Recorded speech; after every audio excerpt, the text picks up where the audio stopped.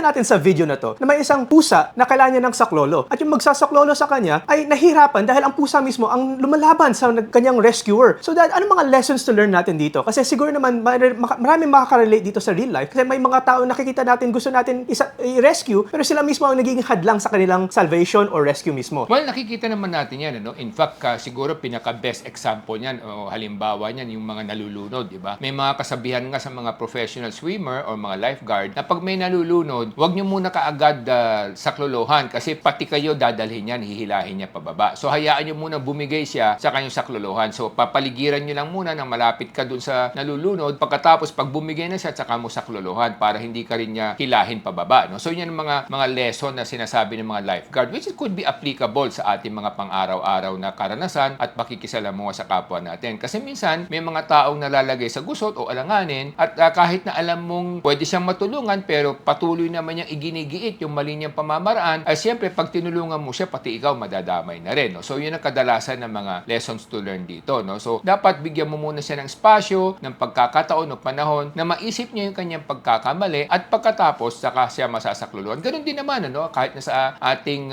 Panginoon, nakikita naman natin yan. Minsan tayo mga makasalanan at habang hindi tayo talaga lumuluhod sa Panginoon, tinatanggap natin ang pagkakamali, napakahirap kanyang tulungan kasi nga pinipilit mo yung mga mali mong pamamaraan. So siguro ang lesson dito na dapat nating lahat pag-isipan is una, kung ikaw yung nagkakaproblema o ikaw yung may problema o ikaw yung nangangailangan sa klolo, dapat tingnan mo kung sino yung mga karapat dapat na tumulong sa iyo at kung ikaw naman ay may pagtitiwala doon sa mga gustong tumulong sa iyo na alam mo naman sila ay magandang hangarin, dapat isuko mo yung iyong mga pamamaraan sa kanila para pakinggan mo sila, buksan mo iyong kaisipan at ang iyong puso para nang sa ganun malaman mo kung ano yung mga dapat mong gawin ng mga hakbang. Lalo na kung alam mong sila yung mga tunay na nagmamalasakit sa iyo. So yun din ang dapat nating tandaan kung ikaw yung gusto magpasaklolo. Kung ikaw naman sasaklolo, tingnan mo rin muna kung handa na yung gusto mong saklolohan na tanggapin ang iyong tulong sa tamang paraan. Kasi kung hindi naman, pati ikaw madadamay din o hihilahin kanya pababa. So these are the lessons, life lessons we can learn from this kind of issue. Dad, ano